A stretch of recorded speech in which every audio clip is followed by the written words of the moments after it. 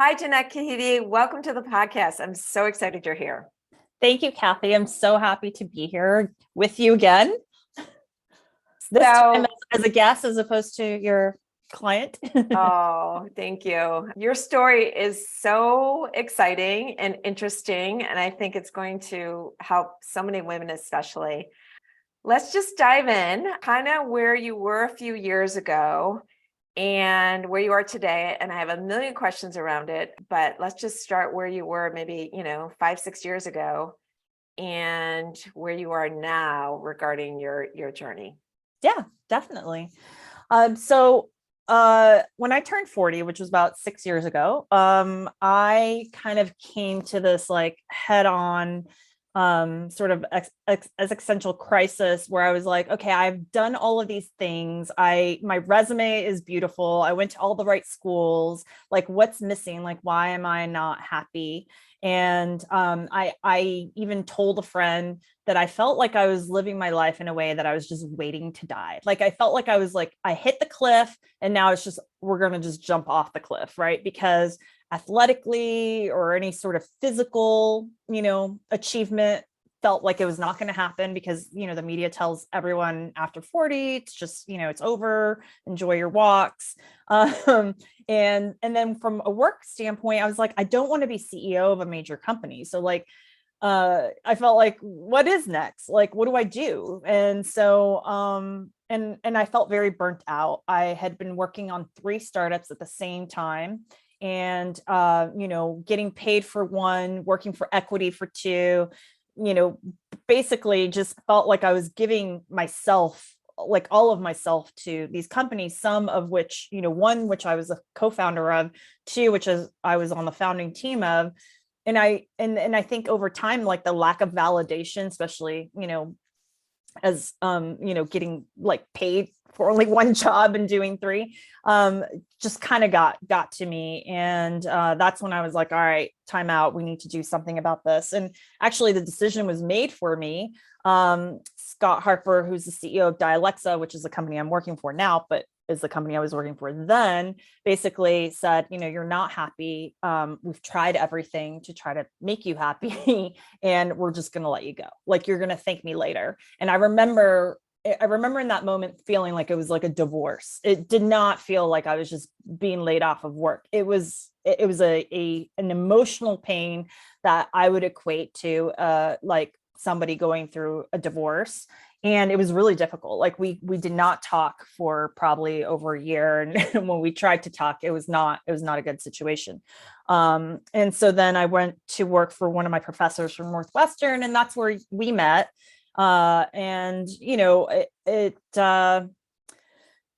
it was a learning experience. I learned a lot, and kind of was trying to create what I would call the portfolio life, which my friend Christina Wallace has coined and written a book about, which is like, how do I balance work and like these other interests that I have? And that's when I started exploring like my second childhood, which is like, what were the things that I loved doing as a kid Yeah. that made me happy and feel joyful and that weren't money driven, and like, how can I get back to that while I'm doing this job over here that Yes. I'm not necessarily super passionate about, but that's okay.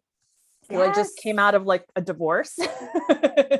um and so then, you helped me sort of navigate a lot of those very uncomfortable feelings that I was experiencing at the time. Oh.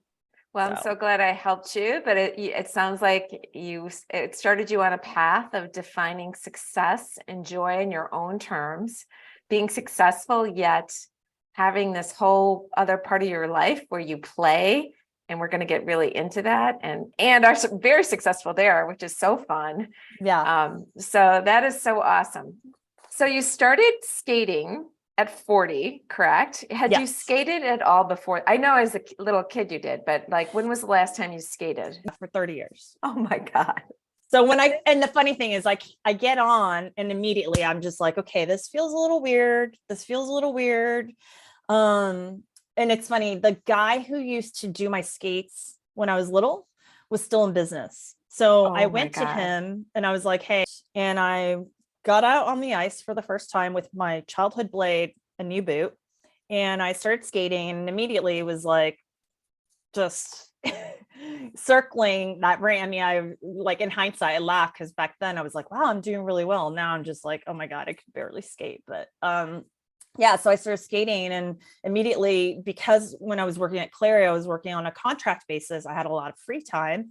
I was skating during the day and started to train, got a coach. And then my goal was really just to do one competition, have a redemption skate, and then basically just like have it be like a hobby, like a check mark that I, that I did. Unfortunately, it did not go that way. And I say unfortunately because I've had a lot of injuries along the way to get to where I am today, but it became like a real thing. So this is what is so fascinating and exciting, and I hope all our listeners really hear this. So here you are, you start having not skating for 30 years. You start skating at 40, and then you have all these injuries. And by the way, you had 6 different diseases you were diagnosed with when you were in your 30s. So you started skating in your 40s, you have all these injuries, and then you heal those and go back, and you're like at the top of your game now. Yes. Is that a fair statement? Yes, it's crazy. It's funny because I'm very passionate about talking about stress, and I refer everything back to like the nervous system and how we work with our nervous system, and we'll talk more about that. But like for me, I think it was kind of like, if you look at the autoimmune diseases that I had, including anxiety and depression, they were all because I did not understand how to manage my stress. Like, wow. I did not realize that I was a completely stressed out type A, MBA, a 60, 80-hour week kind of person. And that intensity, when you're young, you can do it and maybe not see the effects of it as much. But when you get into your 40s, it literally just piles on, and you wake up one day and you're like, wait, what just happened? And that's why people always say, like, as they get older, oh, I woke up one day and then my back started hurting. And I'm like, yes, I can tell you why. You know what? 1,000%. I could say in my 50s, I feel better physically than I did in my 40s. Yeah. Yeah. And all because of, some of the things we're going to talk about, but yeah, the stress and how you think about things is so, so powerful. So what do you have to say about figuring out the stress piece for yourself and how that helped you? The qualifying competition is anyone who's 21 and up. So you've got 50-year-olds competing against 21-year-olds, and it's like kind of a little bit of like the Hunger Games. And so I think for me, like what happened was I had broken my leg preparing for competition in my program, landing the axle jump. So the axle jump has become sort of like my nemesis, in the sense that it was a jump that I did when I was younger, but became scared to do for whatever reason. I don't remember, because I landed it in competition just fine. But then as an adult, it took me a very long time to get the jump again. Like I fell probably like 500 times before I like actually stood up on one. And that's the jump that I broke my leg on, and I broke it on the ice. Yeah, just so to clarify. So you were skating for a year or two, and is that fair? And then you did this jump, and then you broke your leg doing So I broke my leg in 2020, in September of 2020. I started skating in April of 2017. So okay, so you were skating for 3 years, doing pretty well, and then you have this. You're doing your favorite jump, and you my least favorite jump. Yeah, but it's kind of like the jump that was like so important to you. Yes, and you break your leg. And let me just say this right now: what is so amazing is you came back, because so many people with injuries doing something that's like, okay, I'm done with skating, I'm done with skiing, I'm done. And what you did was actually the opposite. Yes. I did. I remember texting my coach in the car, and I was like, it's broken and I can't skate and I'm in a cast, but tomorrow I'm going to call Vance, who's my trainer, and we're going to figure out a plan here. So to make sure that I don't miss a beat and I can be back on the ice in 8 weeks. And she's like, okay. So like immediately I went into planning mode. I was not like, oh, my leg's broken, I don't know what to do. I was like, oh, no. We're going to fix this, and it's going to be fine. And so this is when I created that mind movie that I showed you, because what happened was I had all this time. I was sitting, I couldn't move very well. So I started listening to Joe Dispenza, all of his books about becoming supernatural and You Are the Placebo. And he talks about mind movies. But the thing is, Joe talks about sitting and meditating and doing your mind movie in your head. I was like, this does not work for me. I have ADHD. This will last like probably 30 seconds. So I made my mind movie with visual images of me landing the axle with an empowering speech. And it was about 6 minutes. And I would watch this video over and over and over, like 3-4 times a day, to the point where when I eventually came back on the ice and tried the jump, I landed it on the first try, which is like, for somebody who broke their leg, landing a jump, should have been scared and cautious. It was like I never stopped doing it, because mentally I was rehearsing it every single day. But that's when I started also getting, Joe talks a lot about HRV and heart mind coherence. And I started really investigating that. And I think for me, that was a turning point, because stress was always something that was like a feeling. And when you have somebody who has a very high pain tolerance, especially as someone with a lot of autoimmune diseases and chronic pain, I'm like, you can't tell me when I feel stressed out, because I don't know. Interesting. The only time I know is like when it's too late and I've completely just like had a meltdown, you know? Right. So, okay. So explain, because a lot of people may not know what HRV means and how it impacted your training and Yeah. Everything. Yes, sure. So HRV is the variation between heartbeats, and it's controlled by the autonomic nervous system. And so a lot of people think that so HRV is a number that is calculated, and it's calculated and unless you have a device, like I use this device, which is the Elite HRV, which they don't make anymore. They've now moved to be able to measure HRV on your phone. I also use the Aura Ring to measure nighttime I have reading. one too. Yes, I love HRV. Yes. So what it does is it measures, so your nervous system is actually what regulates your heartbeat, your blood pressure, your digestive system, your breathing, respiratory rate. And so what it does is sort of gives you a preview as to whether you're in sort of this sympathetic, which is like your fight or flight mode, or your parasympathetic, which is your rest and digest. And then you want to strive as much as possible to be balanced. So I use HRV in 2 ways. This I use for my morning readiness. So it's like your morning snapshot HRV is what tells you whether you're recovered. So when I say HRV, or I want you to think nervous system, like Got it. Like, yes, it's your heart, but really what it's doing, it's measuring the beats between heartbeat, which gives you an indication of how your nervous system is actually responding to the stimuli around you, right? And so it becomes an incredibly important data piece when you are someone like me, who I tell people I'm like a lobster. Like, I don't know that I'm dead until you actually put me in the water and I'm like, hey, how's it going? All of a sudden it's like, well, okay, now I'm like, well, I mean, it's more like you're super successful. You have so much going on. You're very successful in business, and yet, and you're going. You're not sitting around doing yoga, which is a wonderful thing. I'm not mocking that at all. I'm just saying you're going. So you're not always in touch. That's very true. Yeah, I don't do enough self-reflection in the sense of how I'm feeling. Like my self-reflection is more action oriented. Like, what do I need to do? It's not how I feel. Like, it's not introspective. And so I think, and obviously, you have to be careful with data, because sometimes your mind and your body are not aligned, but you can override your mind very quickly it's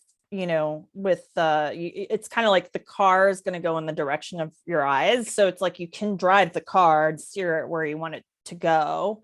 And so I've learned a lot of different breathing patterns to be able to control my nervous system, which has come in very handy in skating because competing is actually very stressful for me.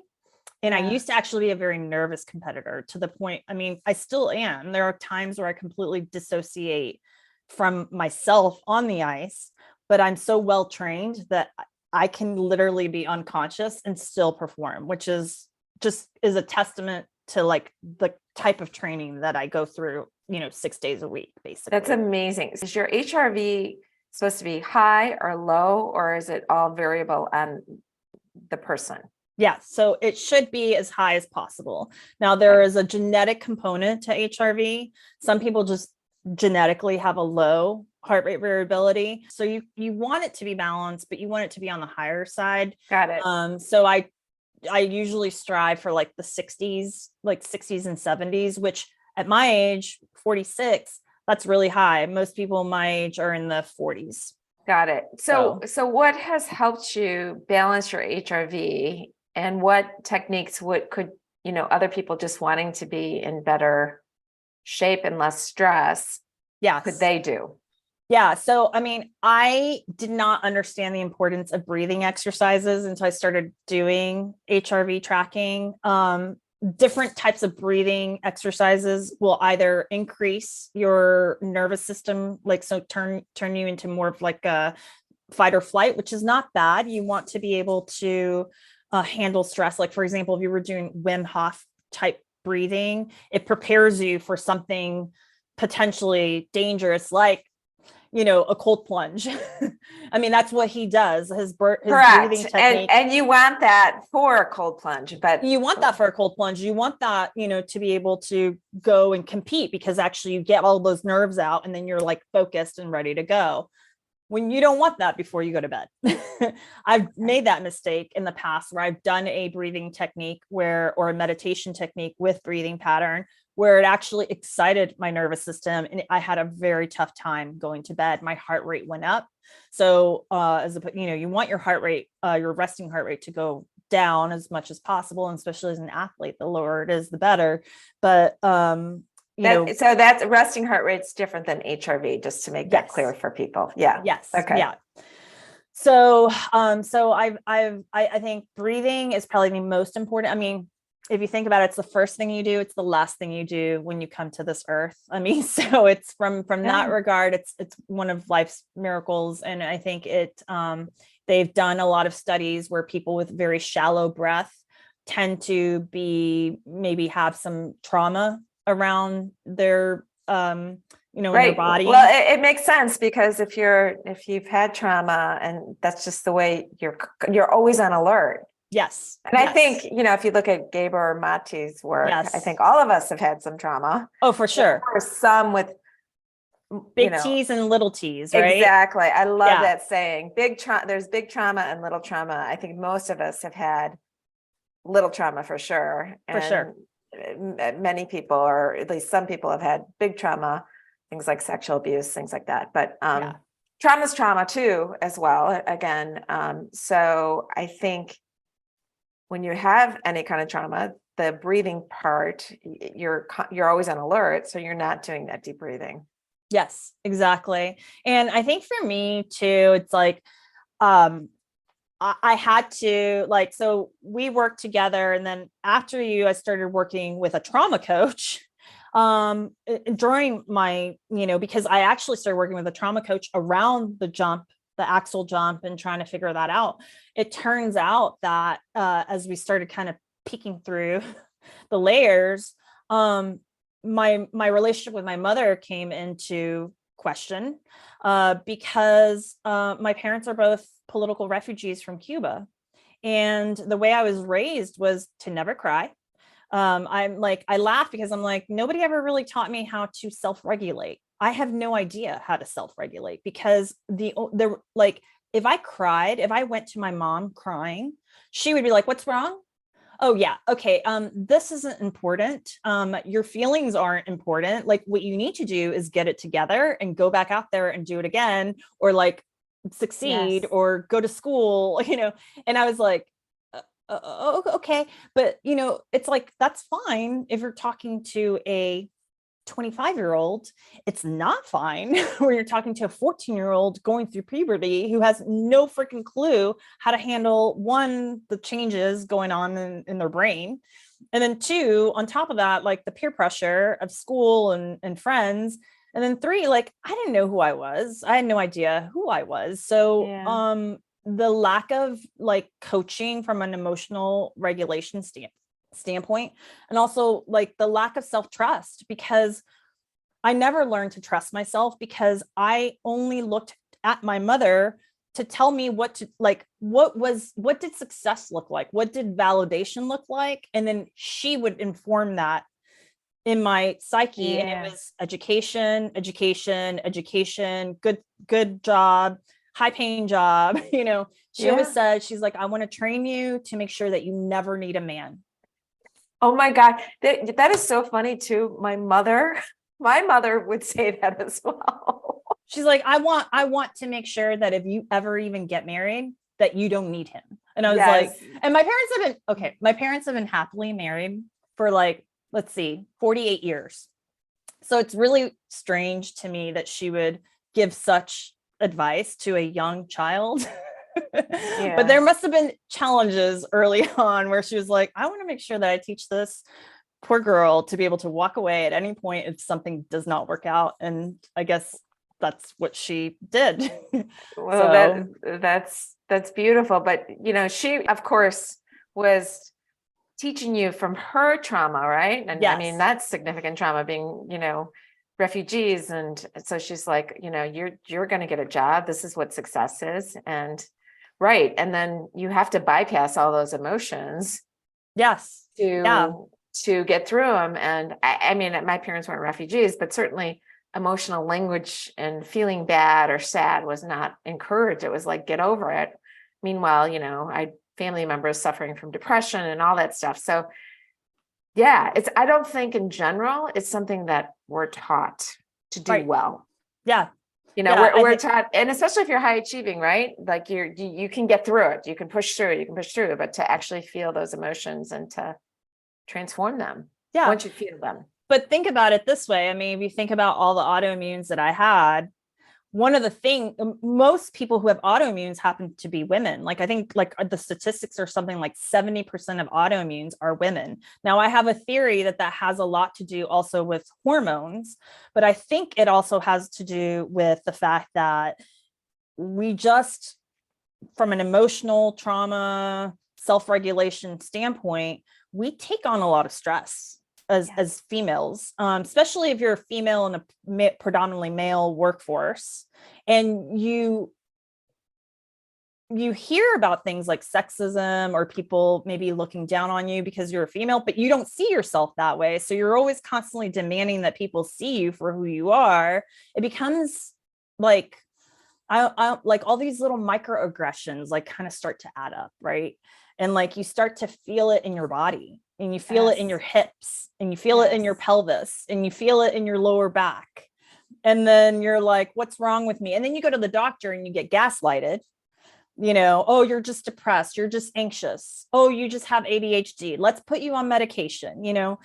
I mean, one of the good or smart things about me is that I do feel like I have an addictive personality. So I have always tried my best to say no to medication of any kind, just because I'm like, if it's going to make me feel good, I don't want it. And if it's going to make me feel bad, I don't want it. Yeah. And so I'm like, I will just sort of like wing it and try to see if I can figure this out on my own. And I think that's kind of like the biohacker in me. That's like, okay, if the brain and the gut are making the molecules, what do I need to do to drive change within my brain and gut in order to drive the molecules that I need to have created so that I could be a whole being? And I had never thought about it before like that. I had never thought about health that way, like that I could be my own pharmacy, and kind of always felt like I was at the mercy of, a doctor to tell me how to deal with my anxiety. And I'm like, wait a second, I can measure my anxiety every morning because I know whether I'm in stress like a fight or flight mode or rest and digest. I know through breathing, I can bring myself down to regulate my nervous system. I know that if I eat well, and have high nutrients, my body is going to perform better. I know that if I go to bed early and wake up at the same time every day, my circadian rhythm is going to be regulated. Correct. I also know that if I don't drink alcohol, my body is going to recover more easily. Mm-hmm. So these are all things that are just like basically like basic like self-care 101 that we're just not taught. We're not taught, and also physicians aren't really taught this either. So right. They're coming from a lens of, we don't have a well-being system in our country. We have you go to doctors when you're sick, right? And their answers are, medication or surgery or those things. And the truth is, right, so much of our own bodies have amazing capacities to heal. And I'm not against medical profession at all, because it could be incredible when you need specific things. So you use the HRV monitor to figure out when you're in fight or flight or in rest and digest, again, with your nervous system. Mm-hmm. So what specific breathing exercises or techniques or something you could point our listeners that you actually did that helped you perform better? Yeah. So because of my nerves before competing, I would use more of a Wim Hof method, which was kind of getting to a little bit of like a hyperventilation mode. And if you think about it, like when you see babies cry, like, when you see them like they kind of like do the sort of hyperventilation, and it's in a way, it's the natural body's response to soothing, to self-soothing, or like a deep sigh is like, is actually very good for self-soothing. And so knowing when to use what is very important. And so when I feel like I'm nervous right now, I need to get my nerves out, I will do a Wim Hof type of breathing where it gets me to a hyperventilation state. And then I can kind of, you feel it like in your hands and everything, where it gets very tingly. So it's almost like your adrenaline starts pumping. So Wim Hof, for our listeners who don't know Wim Hof, it's WIM and then HOFF. He's, I think he's on Instagram. He's Iceman. Yes. And he's a character, but he's got a lot of, breathing exercises that Jeanette is talking about. I used to be a mouth breather. Mm-hmm. And especially when I skated, I skated using my mouth as breath, because I was a ballerina. And when you are a ballerina, I almost held my breath most of the time because we were in balance all the time. If you breathe while you're on balance, you'll fall out of balance. So you just learn to hold your breath. So I had a very dysfunctional breathing pattern to begin with. But the 4-box breathing is actually used by the Navy SEALs. And it's what they use before they go into any kind of battle situation. And so you breathe in through your nose for 4, you hold for 4, you breathe out through your nose for 4, you hold for 4, and you do that for 5 minutes. If you do it after like an intense workout and you do it for like about 3 minutes, what it does is it brings your nervous system down after a workout. And it's that nervous system that allows you to recover. So many people think of their muscles. They think, oh, my muscles hurt, I'm not recovered. It's like, it's your nervous system that's going to allow you to be flexible or not flexible. It's your nervous system that's going to tell you you're in threat mode or you're in relaxed mode. It's your nervous system that's going to help you perform well under pressure, or completely just like freak out and have like an anxiety attack, right? And so, and that thing that was off was really my nervous system. And so when I kind of think about my nervous system, I think of it as being like my inner child, and like treating it with like the kindness and like sort of just humility that I have for my nervous system, and appreciate everything that it's done for me. And then also appreciate how adaptive it is and how resilient it is, and how I can tell it, like I can literally tell it what to do and it will do it for me. Like, I'm just like, I feel like I have a superpower or something. Wow. I'm like, why is not everyone like focused on this? Like literally, if you can just focus on one thing, become friends with your nervous system, learn how to learn when it's happy, learn when it's sad, learn how to direct it, and you will just be a much happier person. Like, I don't know how else to explain it, but it is literally like the thing that has changed my life. And the way I got to that was through skating.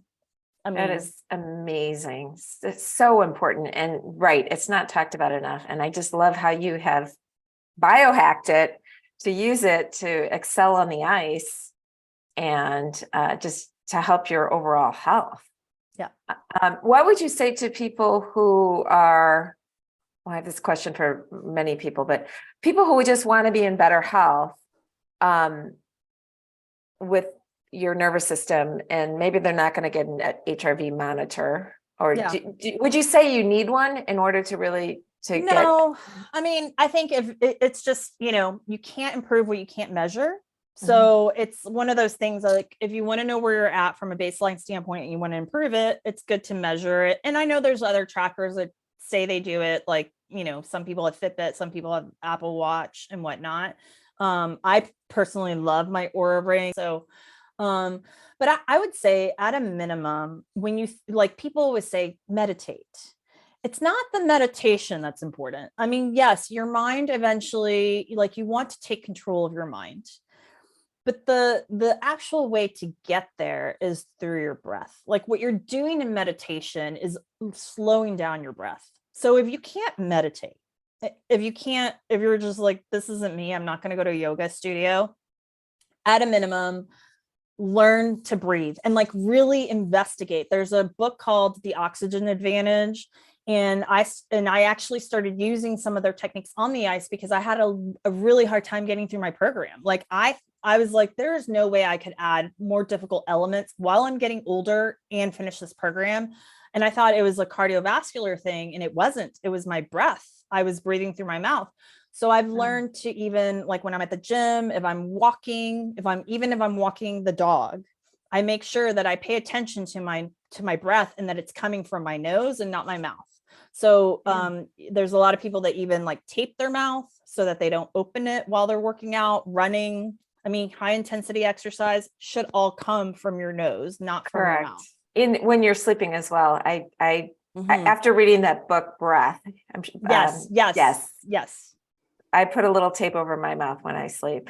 Yes. Yeah. And it improved. And actually, the other thing I started doing last week was I started using a nose strip. And it completely opens your nose. So I'm like, okay, so now I need to go to bed with like a nose strip and a mouth strip. Like people are going to think I'm insane. I've never used one before, and I used one this week for the first time. And it felt like I had, like, instead of like being a 2-lane highway in my nose, it was like a 6-lane highway. And I was like, holy crap, like I can take on so much more air. And so to me, I feel like, well, this might help me recover better because I'm obviously increasing oxygen into my body. I don't know. That's my theory. But Interesting. So interesting. I want to go back for a minute, the mind movie. What would you tell people if they wanted to make it? Because it is like visualization, except you're actually seeing what you want on a screen. What would you tell people how to make one if they wanted to make one? Yeah. So I think in order for visualization to work, there has to be an emotional connection. And I think that's why it's so hard to do when it's just in your mind, because to elicit those emotions sometimes, to me, I feel can be a little dangerous. Like, you don't want to get into the like obsessive compulsive side of like, oh, I can just generate these feelings at any point. Like, I feel like I have to hear music or be inspired by something in order to like feel it. And, we've seen people do vision boards, and we've seen people do Pinterest boards, and there's ways to go there. But what I liked about the Mind movie is, and you can get any kind of editor, whether it's like, the iMovie on I did mine on an iMovie on iPhone, but there's a lot of like, now there's like Splice, there's all sorts of like, video editing software. And what I did was I found a speech on YouTube. I took the like background. So like the speech itself was like the sound that I used. And then I took images, videos, and pictures of me doing this jump or doing things that I felt I was very proud of, like on the ice.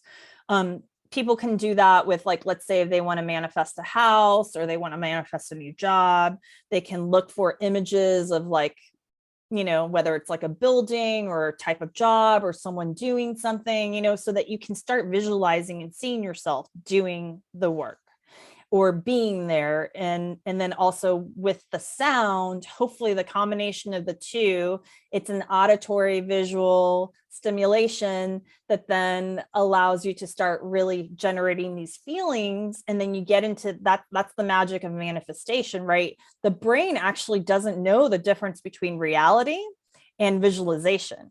And I think that's why, and they've done studies even on athletes where they're like, if you visualize yourself doing something, the body doesn't actually know if it's real or not. So it's like, it now thinks it's real, which is why I kind of laugh and say it's a little dangerous, because like, depending on what you're trying to manifest, like, it could be, hopefully it's a positive experience. But so I think I had evidence of that in my own life. And and now that the axle's pretty consistent, like, I'm like, well, what next? Like, what should I manifest next? And so I kind of am due to create like my next mind movie, but I'm just not really sure yet, like what, knowing it's so powerful. I don't know what I want to manifest. Just Fascinating. I love it. Okay, so you've talked about how important getting your HRV and breathing was really helpful, and this mind movie. What else would you say were game changers for you in terms of your health and your performance on the ice? Yeah. So I started using, at the same time that I used Aura, I started using a glucose monitor. I invested in Levels Series A as a result, but that was after the fact. That was after I had used their device. But I do want to, since I am talking about them, I just do want to say the disclosure that I am an investor. So what was fascinating, because everyone's like, who cares? Like, of course your glucose is supposed to spike. And I'm like, okay, well, so I started doing research, and glucose is like the energy center of the body. And it actually sort of plays a role in your cortisol and your hormone regulation process. So the more regulated your glucose is, the more regulated your hormones are, and the more, like, I guess, natural curve of cortisol pattern that you will have. And it's important because when you combine all of that knowledge with the HRV, not only do you understand now how your nervous system is working, but you're also now understanding how your energy center is working. So it started shifting how I ate and fueled myself on the ice. Interesting. So a glucose monitor, so you're saying this is something that really helped you despite the fact that you're not diabetic or pre-diabetic. Right. Yeah. And so give us examples of that. Sure. So I have always been a little hypoglycemic. There would be times where I would eat breakfast and then I would get on the ice and I would feel like this low blood sugar drop. And then I would have to get off the ice and go get a Snickers bar, eat that, and then get back on the ice to level my glucose. And this happened like 3 or 4 times. And basically, from wearing a glucose monitor, what happened was what I was having for breakfast, which, was oatmeal or some type of cereal, would spike my glucose. And that feeling of like low blood sugar, it wasn't that my blood sugar was low, was the coming down. The timing becomes really important. So like some professional athletes will try to time their meals 30 minutes before they go and do their performance, because they know that that's the window when the glucose is going to spike, and that's when they can use that glucose for fuel. If you don't time it from a time, like if it's not timed properly, you could miss that window, be on the downside of it, and now your performance has suffered because you've missed the window of optimal glucose. So have you figured out then eating 30 minutes before you work out is optimal for you based on this? No. So what I've done is actually try not to spike my glucose. So that way it's leveled. So I eat my breakfast, and I've changed my breakfast to be a higher protein, higher fat with some carbs, to make sure that I have enough fuel. But of course I have enough fuel because I eat carbs every day. Plus your body can only store so many carbs a day. People don't realize that, but there's no such thing as carb loading. You can only store, I think it's something like 2,500 calories of glucose or carbs, beyond that, the body then stores it as fat. Right. So it's like you can only eat so many carbs. And it's not like I don't eat carbs. I just don't eat as many of them. And I eat them typically either, I mostly eat them after I work out to replace like what I've lost in my workouts. But, and then I don't get that huge spike because my body is already depleted and it needs the glycogen. So it's going to absorb that without as much of a spike. But yeah, so I've changed how I eat. So then that way it's more leveled. And so I never have this roller coaster like feeling like like I never really experience hunger, which is kind of crazy. I mean, I eat very well. And I love food and I do need to eat, but I don't have these like, oh my God, I'm about like the only time I'm ever really hungry is if I really screwed up and had like a lot of sugar or high carb meal. It will make me hungry. So what's your typical breakfast? So right now I'm actually doing a piece of sourdough bread with peanut butter and then half of a banana and then collagen protein mix inside cacao mixture that I make. So it's it's balanced, but and some people would say, well, doesn't the banana spike your glucose or bread? I'm like, it doesn't now. I mean, maybe it did. And that's the other thing too, that's really important about this whole process. The foods that spike you today may not be the foods that spike you tomorrow. It all depends on your metabolic flexibility. So the more metabolically flexible you are, the more carbs you're able to tolerate without having that spike. And there are days where if I'm really, really stressed out or if I didn't sleep well, that same exact meal will spike my glucose to like 140, 150. And I'm like, I just had this meal like 3 days ago, but because the body is in stress mode and it's having this like relationship with cortisol and the hormones, it just does what it needs to do. And in that day, it did not like that meal. And I'm like, well, okay, we learned something. And it gives me an indication that my body is stressed out. I need to dial it back.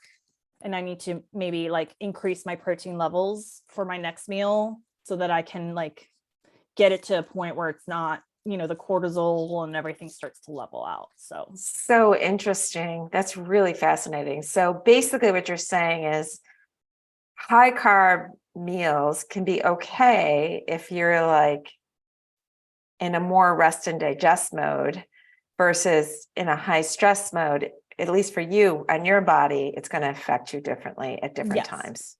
Yep. Yeah. That's fascinating. Yeah. And I think in general, like the one thing I would say is we don't eat enough protein. Yeah. If I'm hungry, I will like scan in my database, like in my mental database, what can I eat that's satisfying? Because I also want to eat things that I want to eat, that's satisfying, that is going to like really load me up on protein. And sadly, it's always sushi. Sashimi, because believe it or not, the rice in sushi, they add sugar to it. A lot of people don't know. That's why it tastes so good. There's sugar in rice, in sushi rice. And it's also very like carby, like, so it will spike you. I think that there's so much, there's keto, there's this, there's that, like, what would you say? Well, first of all, I want to know how you figured out the right diet for you. Yeah. So, I mean, I've written about this, which is like the experiment driven life, which, I've turned into a book proposal, but I feel like part of my success in all of this, I know it sounds incredibly overwhelming and people are probably like, what is she talking about? But for me, I treat everything I do as an experiment. And so I'm very careful to also treat it like an experiment in the sense that I don't try to change too many things at once. So let's just go back for a second so people understand. When you say you treat it like an experiment, it's because you want to be able to quantifiably measure things, correct? Yes. I want to make sure that the changes that I'm making are in my benefit. Correct. So you're not going to change too many things at once, because then you really have to be able to tell, okay, is this what's making the difference or is it that? Right. Yeah. And I think people without data, if you think about it, if you have no data, you're like, this is too hard. I'm just going to cut out carbs. Why? I love cookies. I want to eat a cookie. Like, I want to live in a life where I can eat a cookie and not spike my glucose. That is my goal, because why take all the joy away from eating? Like, in Hello, diet, you're singing my song. I agree. Eat what you want, but like be smart about it. And you're not restricting yourself, and you right. can have anything, but you Yeah. just have to do it smartly. Yeah. But the thing is, like, what people don't know is how many carbs to have. Now, they give you a general rule based on, oh, you're an athlete, you need this many carbs, you're burning this many calories, and they get very, like, mathematical about it in that way. I'm allergic to wine. I love wine. I will still drink it, but I only drink it like in moderation, and like on days where I know that I'm not expected to do anything meaningful with my life, because it affects me. My blood sugar will go down to like the 50s. Interesting. So, and it's like, and I'm like, I learned that through wearing a glucose monitor that I had no idea. And it was funny because at first, when I first discovered it, I was like, wait, I could have wine with meals and then never spike my glucose. And then it was funny because Levels was like, had to step in and be like, okay, you do realize this is not a good thing. Yeah. Wine is, sometimes you need a glass of wine. So would you say the glucose monitor was really helpful for you in figuring out what was the best diet for you? Yeah, absolutely. I mean, I think it's a very tailored approach. And I think this is why the diet industry just has failed everybody. I think it's why people just struggle to lose weight. They are frustrated. They try multiple diets. I really think diets are just cults. It's like, which cult do you want to join today? And so I feel like, I remember when I started using my glucose monitor, I got a lot of criticism from people, especially other skaters. Like, you have no issues. Like, why are you wearing this? Like, this seems like a lot, and I'm like, well, I'm trying to figure out like what works for me. And I think this may be the way to do it. And it's someone who had struggled, previously with their weight. I mean, I struggled, especially after being a ballerina, from the time I was in my 20s up to like literally when I started doing this. Now I feel like I can lose weight easily. I maintain my weight. I eat what I want. I can see how my body is reacting to it. I can adjust immediately. That's amazing. I don't feel deprived, and I get to enjoy like all the good things.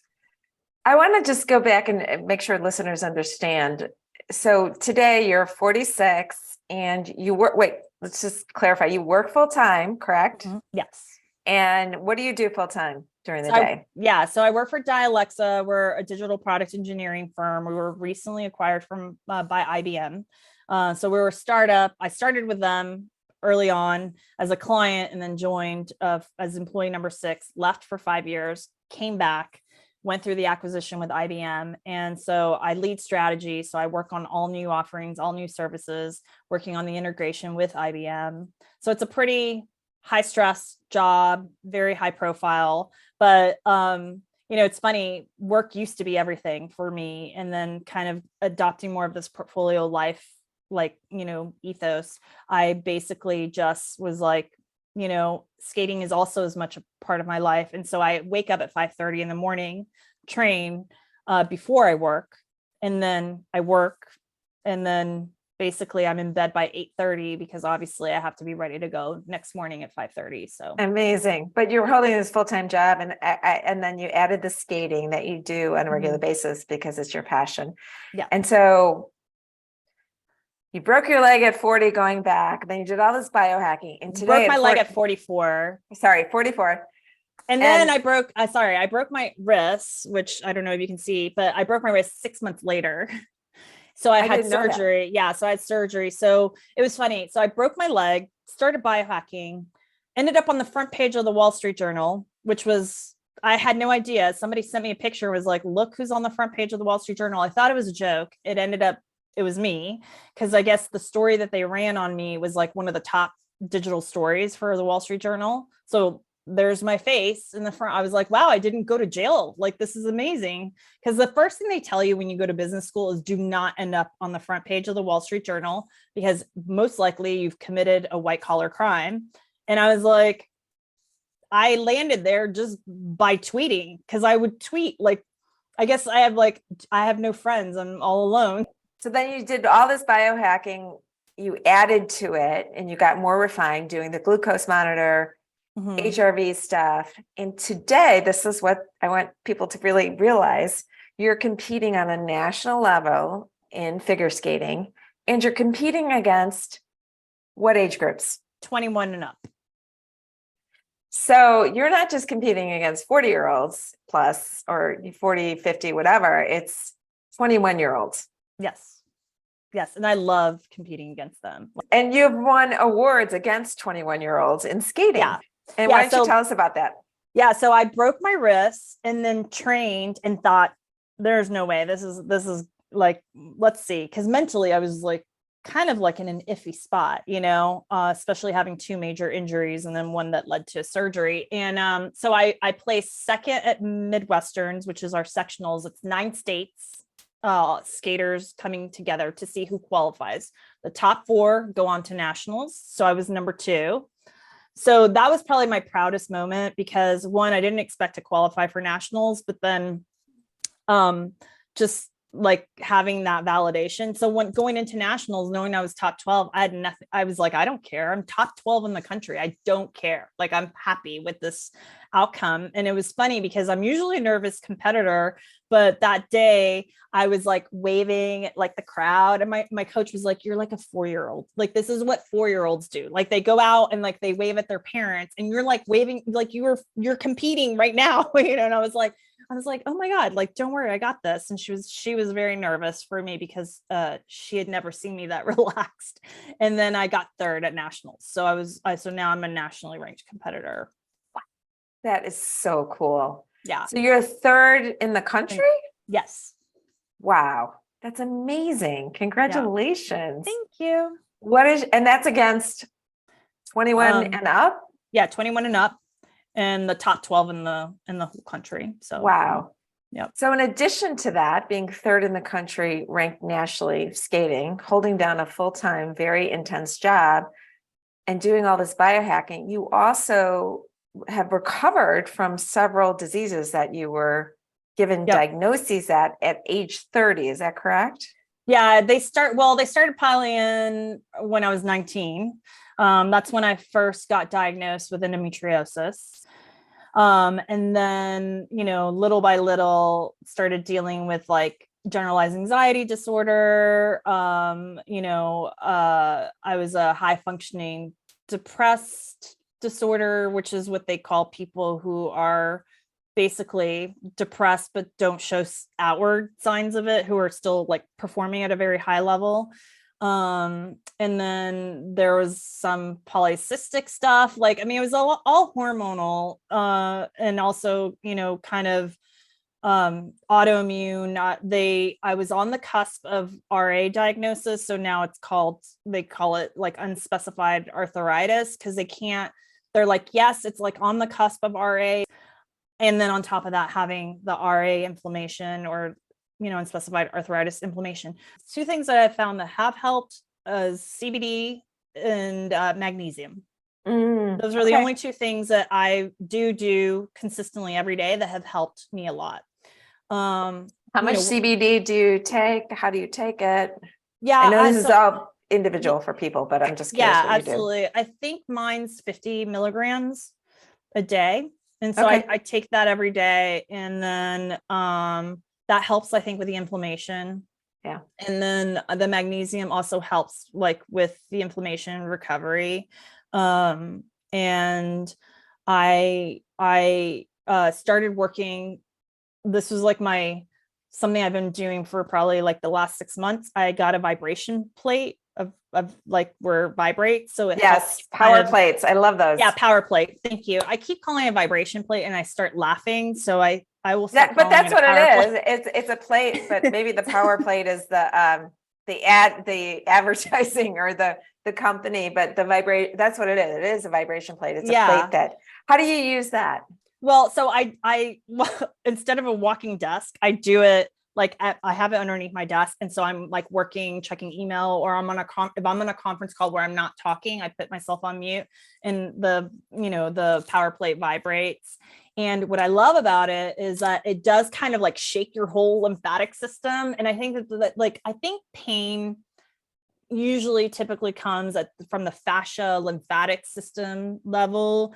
And, I think that's why like rolling and having like all my I used to have a lot of rollers, and then now all my rollers are also vibrating rollers, because that vibration motion actually really helps. In fact, one of the techniques that they taught me for trauma was shaking, like to try to just shake and like, move. Like if you look at an animal in the wild, when they go through something traumatic, they actually shake it off. Yep. And as humans, we're not really taught to do that. And so I've learned that. And so I think the vibration and the sort of shaking and just kind of letting it all out has really helped me. Honestly, like I would say my pain level went from like an 8 to I'm usually at like around a 2 or 3. And so I feel like from a chronic pain perspective, like I now have like my little toolbox for how to deal with it. And it's just, the best of all is like, it's natural. I think it's really, for me, it's really important. I have done nerve pain medication. I did do that for a while, and it was very helpful. I was on Lyrica for a really long time, which they prescribe to people with like fibromyalgia and whatnot.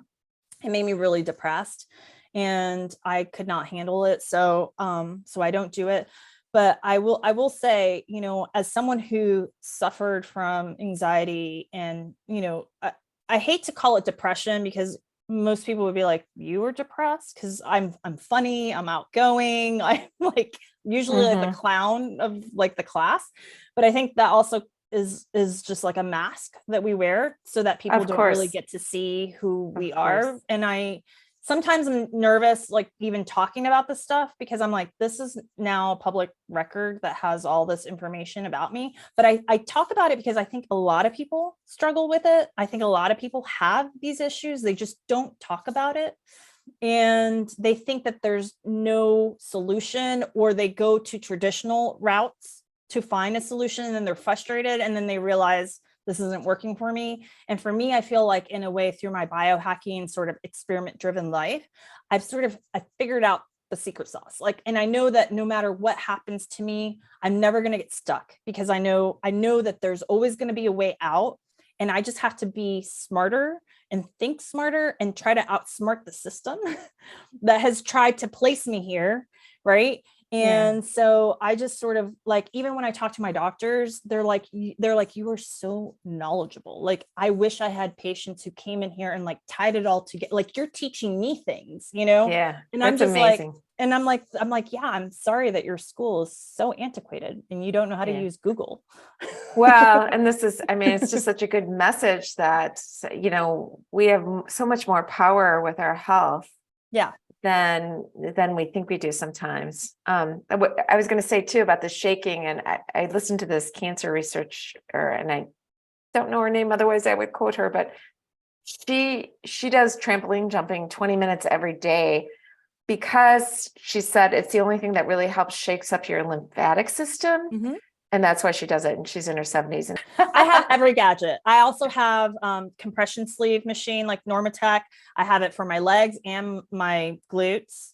I have a PEMF mat. I mean, Andrew Huberman would kill me if I told him that I did not see sunlight every single day for like 10 minutes a day. But Andrew Huberman would kill you on that. By the way, he follows you, correct? Yes, he does. And I remember when Andrew started following me on Twitter, and he like follows like 900 people. I was like, okay, like either we're getting married or I'm not, or what I'm saying is actually quite interesting. So I've given up on the crush side of it. I can now see him for the amazing human that he is. He is truly I would say he's truly like my teacher. Like, everything he says or does, or, I try to follow like as much as possible.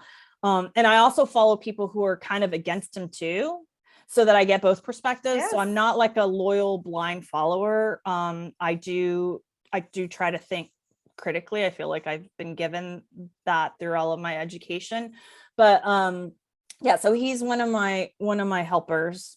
And he would say, as many experts would say, sunlight, especially in the morning, is really good for your circadian rhythm. Yes. And we're not talking a lot. We're talking Yeah, anywhere 10 from minutes. 10 Yeah. minutes, 20 minutes, Yeah. just to get outside. And again, this is kind of basic stuff that we've Yeah. lost in Yeah. all the digital and, just being attached to our devices. Yeah. It's kind of basic stuff that we've lost, I feel. Yeah, definitely. And I think the other thing too, he talks about is limiting light at night to sort of help produce the melatonin. And so I'm a very good sleeper. And I think as a woman in her mid 40s, one of the things that women do struggle with is being able to go to sleep, stay asleep. And it's all hormonal, right? It sounds, I almost feel like when you talk about hormones, it's like, oh, women and their hormones. But it's like if you start looking at this like beautiful, like just pattern of hormones that we have, it's like this beautiful dance, right? And it's a dance between like your reproductive system, your adrenal system, and it changes and no day is the same. And I'm like, and we treat women like they're static beings, like they just, this is what you are, this is what you do, you take this medication and that's it, let's work on something else. And so we adapt my training based on the data. So interesting. So for instance, is it something like, oh, your metrics show that your HRV is off, or you didn't sleep well, or something like that, and you're like, you're not going to give it a full out performance in your workout?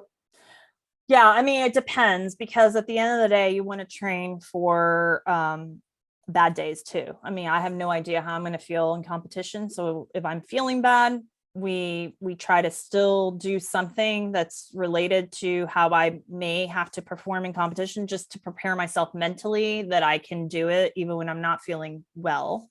And so we will touch on it, but we won't dwell on it. We won't do repetition. We won't like force anything to happen. I may take out the axle, and just replace it with another jump that's not, where I'm not going to fall and feel more achy and hurt. So yeah, so I do pay attention to that. I mean, I will say though, my mindset has changed a little bit around stress. Like now that I have a higher tolerance for it, I do put myself in stressful situations like cold plunge, sauna, training under stress, because I can tolerate it now. So it's something that you build up to. Okay, so say more about that. That's really fascinating. Now, you said, now that I have a higher tolerance for stress, how did you get there, and what has helped you with having a higher tolerance with stress and dealing with it?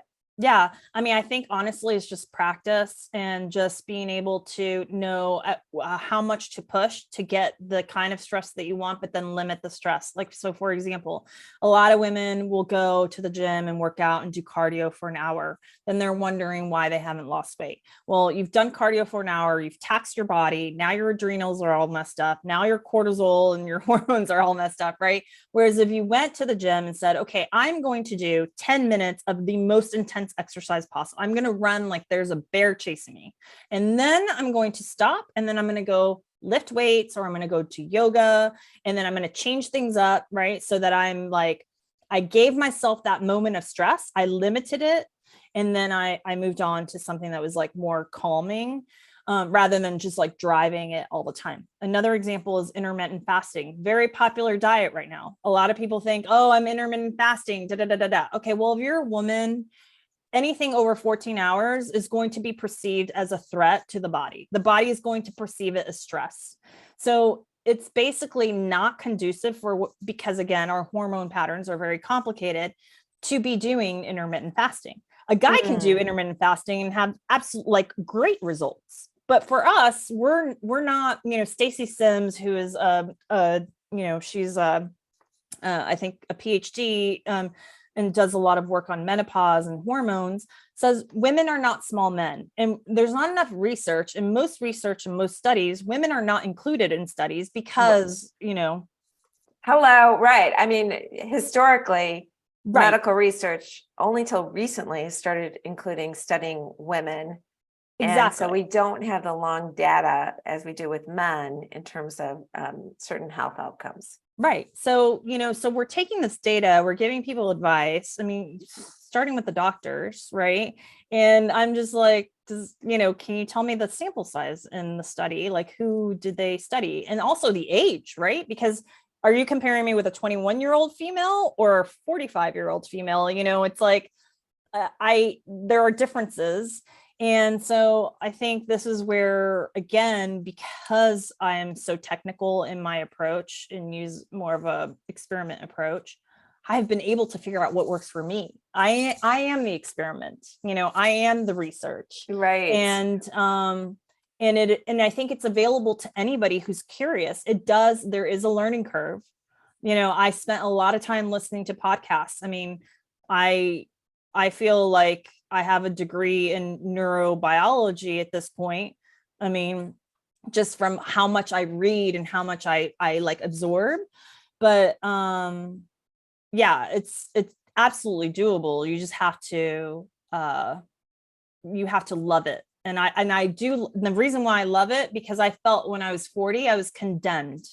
I was condemned to like a death sentence almost. Like, it's now the end. You will just like, you peaked, everything that you were going to do that was meaningful happened. And now it's just like, you're going to work for another 20 years, you're going to retire, and then you're going to become irrelevant and no one's ever going to remember you. I mean, that's like what I told myself. Right. And today, what would you say? I would say, like, honestly, I don't know.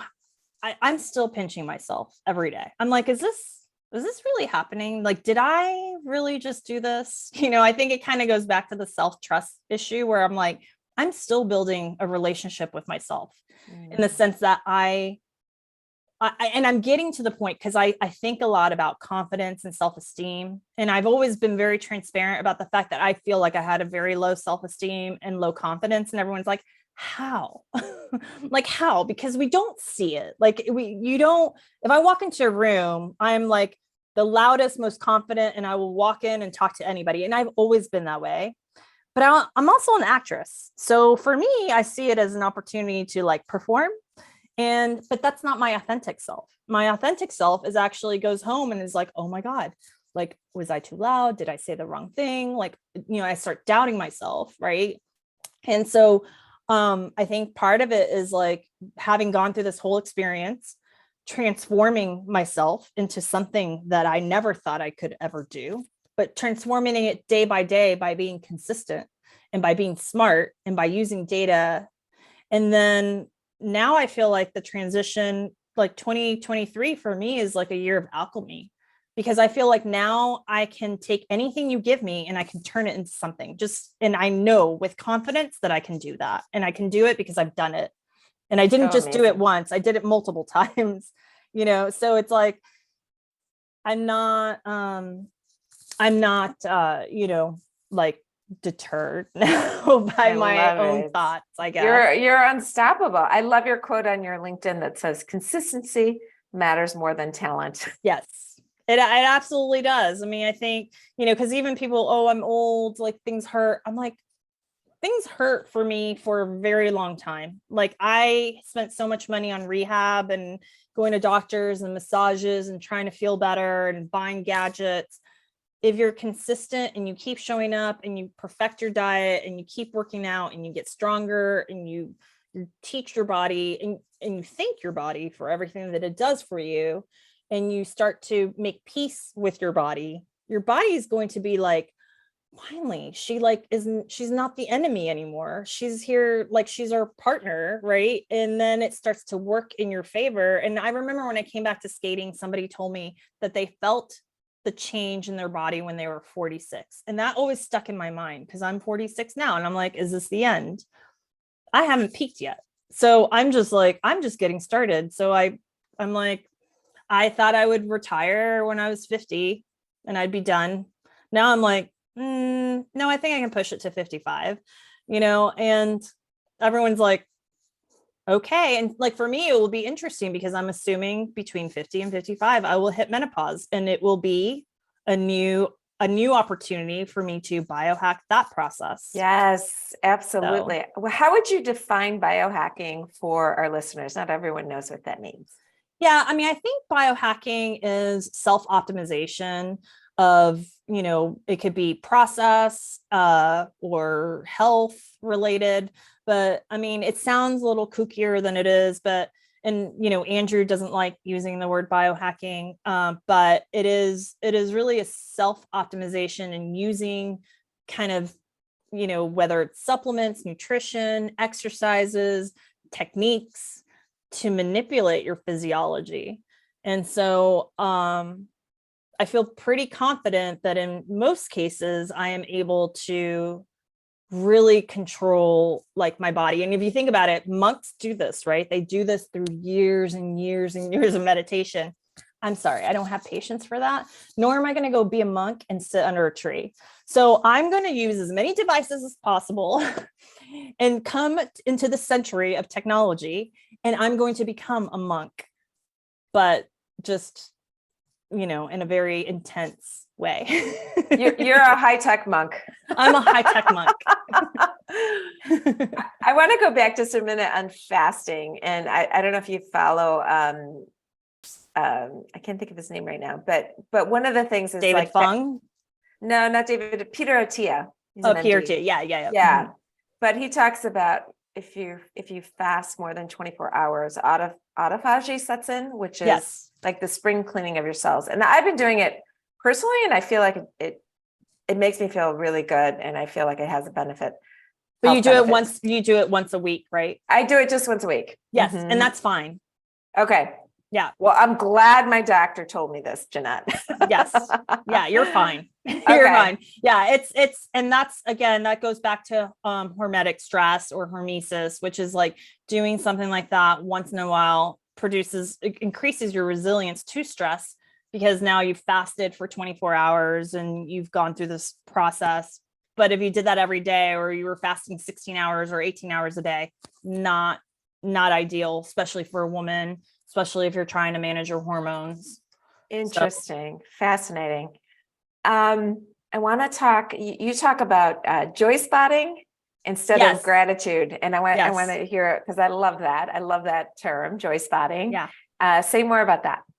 Yeah, I mean, so again, looking at my background, there's so much I've done since I was a kid, and all the schooling that I went to and all the jobs that I had were all at the elite top level. I mean, like, I mean, Jeanette, we didn't say this, but Jeanette went to Harvard. She went to Northwestern. And the University of Texas. Yeah. And she's had these high level jobs. And so she's been, you're the definition of an overachiever.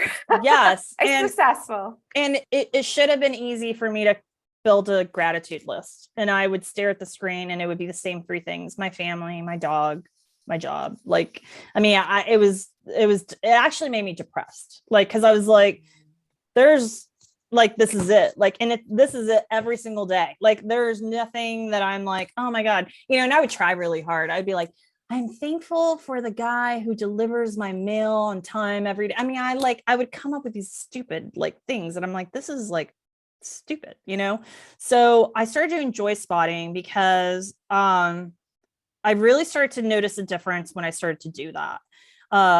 It made me like actually enjoy living in the moment. And I wasn't delaying gratification for the future, nor was I doing gratitude practice in hopes that the universe would provide me with more, because some people do gratitude in a way to create abundance and like bring more into their life. And I was like, that also doesn't work for me. So I just wanted to enjoy this moment. I wanted to be present, and I wanted to be able to see the joy in life on a daily basis. And so little things like, I have a neighborhood near me that I walk my dog. I love all the houses. The trees are really beautiful. And like just going through and seeing each house and like kind of looking at it and saying, oh, I really like this window, or I really like how they painted this, or I really like this, a garden, right? Or going for a walk in a place that has a beautiful garden rather than just going and walking just to like hit my steps, right? Or planning meals around things that I really enjoy eating, as opposed to like eating something that I should be eating, or, whatnot. And just kind of like finding the wonder in life again, and just, I think that was probably is relatively new for me. And I think, again, I mean, I talk about skating a lot, but skating has probably been my biggest teacher in life, because skating is a very dangerous sport. And if you're not present, that's when the accidents happen. So you have to be Mm, very present minded. You have to be surveying, looking around, making sure that like you're being mindful of other people around you, they're being mindful of you, and so for me it was like, okay, I do my best when I'm in the present moment. I have less anxiety, I don't have yes. depression, I am optimistic, I'm hopeful, I laugh more, and so these are things that obviously a gratitude practice was just not really. A gratitude practice has only reminded me of how stuck I felt in my Oh, life. interesting. So interesting. But focusing on a hobby of something you love created so much joy and Yeah, continues to fuel you because it helps you be so present because you have to really focus on the presence. I do. Um and yeah, so I went to England for the first time in May, and I loved it so much. Like I felt like it was the place that I had been looking for my entire life, because I thought it was Boston, but it turns out that the OG is more interesting than like, the founding fathers. So they did a good job, but not good enough for me. So I went to England by myself during Thanksgiving, and everyone's like, that's really weird. Why would you do that? And I'm like, because I wanted to feel joy. I wanted to literally just like eat scones and clotted cream and sit at a bar and drink champagne. And like people are so nice and so friendly. And I have a lot of friends there. And so I was able to visit with them. And I felt like I was on like floating the whole time. And so and I know I would have never done that, because first of all, I would have never taken a week off of skating, like ever. Wow. And so it was very I would say it was very daring of me to be like, I am not skating. I am going to England by myself during a holiday where my mom is like, what? And so it was great. And so I love that I'm living in this world of like trying to create more joy. I love it. That's so inspiring. I am at least trying to like really think through, like drinking a lot of teas too. I limit my caffeine.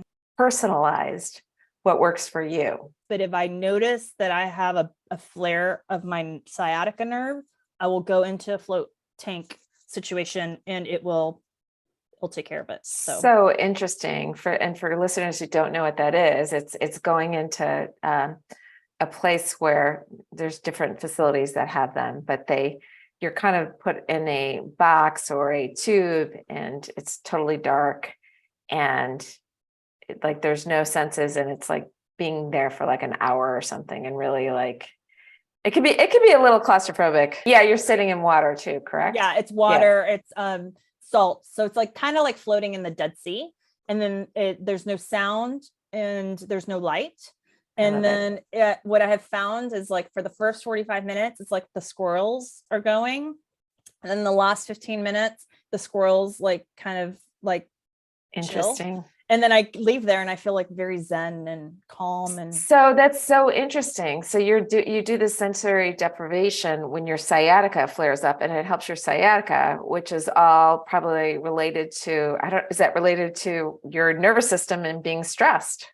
stress, yeah, I mostly because I've been able to overcome it. I think in the past where I was probably feeling those things, did not know how to verbalize them because I had not found the solution, and I didn't want to let people know that I was feeling this way without actually overcoming it.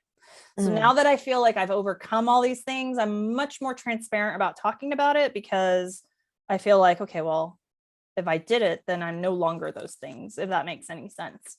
Um, I just didn't want to appear weak. I guess I didn't want to appear, I knew I could fail, but I wanted to know that I could fail my way to success. And that's sort of how I sort of did this whole thing. And well, it sounds like also just the physicality of bringing your body back into, the most optimal condition. It also helped you with confidence in other areas. Is that fair to say? absolutely. I mean, it's like, I think, if you saw a picture of me, because I would always do these pictures where I would wear a bra and like, leggings, 30, 40, 50 pounds heavier than I am now. And it's like, it's so sad, because I'm like, I was like an athlete. I was a ballerina. Like there's no reason why my body should have gone to this point of like no return. And then to reverse that and to actually be in a place where I'm like physically fit and athletic and strong is, I think, helps build that confidence, right? So you kind of get over imposter syndrome by doing and proving to yourself that you can do things. And so you start small. Maybe your first goal is like, I'm going to walk 10,000 steps a day. And you say, I'm going to walk 10,000 steps a day for 30 days. And you start on day one, you journal, you figure out like how you feel. And then at day 30, you could do a reflection of how things changed. Did you lose weight? Do you feel better? Do you feel like you're more focused? If the answer is no, then you say, okay, do I keep doing this or do I change it up? Okay, maybe you start yoga. And then you do the same sort of pattern of like, okay, let's experiment. How do I feel? Is this moving the needle? A lot of people like start piling things on. They're like, I'm going to go on a diet. I'm going to do 10,000 steps. I'm going to do this. I'm going to do that. I'm going to do, and all of a sudden it's like, wow, well, now I'm overwhelmed. I have no idea what's working. And on top of that, you've added like 5 things to my plate that, now yeah. So it sounds like for somebody who wants to be in better health, like a midlife woman, you would say start small, pick something that you like to do and just do it consistently. Yes. And then keep a record of it just to see how it has made a difference in your life. Yeah. And if it's an imposter syndrome situation at work, maybe volunteering to shadow someone, I mean, I deal with this at work all the time, not myself, but with other women where they don't want their name on an article because they're afraid that somebody might criticize what they have to say. And I'm like, I'm sorry, like, what planet are we? Are we on the same planet? Because do you know how many men speak and think that they know what they're saying and nobody even questions them? Like, I'm like, I don't get it. And so, and they're like, well, I want more time to really understand how I'm just like, no. Like, we're going to figure this out right now. We're going to write this together. You'll be my co-author. Done. Like, I love it. And good for you. Yes, no, it's true. And I think Robert Waldringer, who did the longest study on happiness, I heard a quote from him. He said, one of the biggest regrets women have is caring too much what other people think. Yes. And it's like, yeah. I see that over and over. I know I used to be that way. I'm not now, but it took me a long time. It's still, I still get criticized. And it's funny. Like it doesn't bother me anymore. It used to, but I'm like, when you're 3rd ranked in the country, then you can come and tell me what to do. Otherwise, like, I really don't care. I love it. Oh my God. You're such a good role model for women in general. I think it's beautiful. Yeah. Any other like simple tips for somebody, let's just start with health, who want better health? You gave the example of a small step, but any other like easy to use tips, or what would you recommend for somebody who just wants to get in a lot better shape? Yeah. Don't eat 3 hours before bed. Love it. And don't drink 3 hours before bed. Love it. Very simple. Very simple. We used to do this. There's a reason why we call it breakfast. We're breaking the fast. Yes. Yeah. And I would say if you're going to drink alcohol, become a day drinker.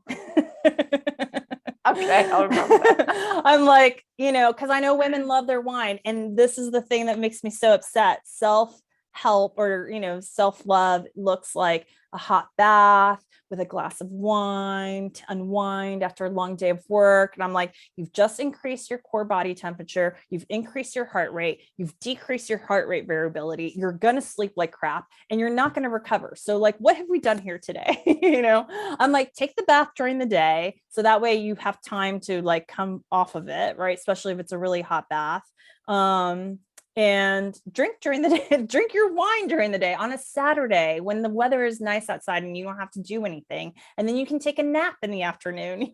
I mean, there's so many other ways you can do this that are much like better and healthier for you. There's other ways to care for ourselves and to enjoy ourselves than just by drinking alcohol. Yes, I agree. Yeah. And of course, I still drink alcohol.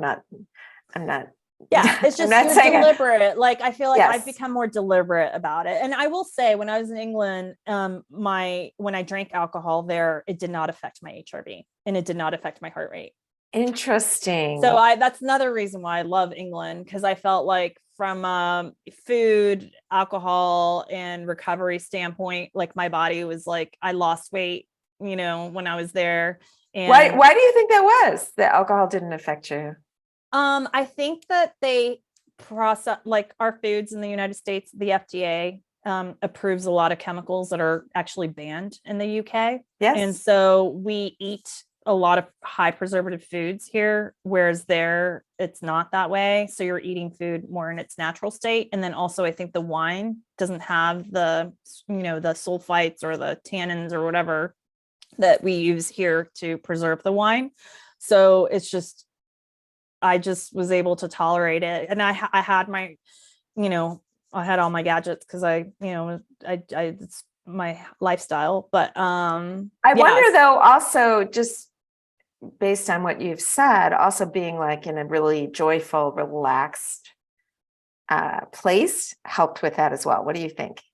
I mean, yes, but I feel like I also feel that way in the US sometimes. I mean, like, I feel especially around Christmas and whatnot, like it's a pretty relaxing, time. And I just the preservatives are like so I feel like because I have arthritis, like I can immediately feel when I eat something and it's not good for me. And it's like my joints hurt, they feel stiff. I don't have the same mobility.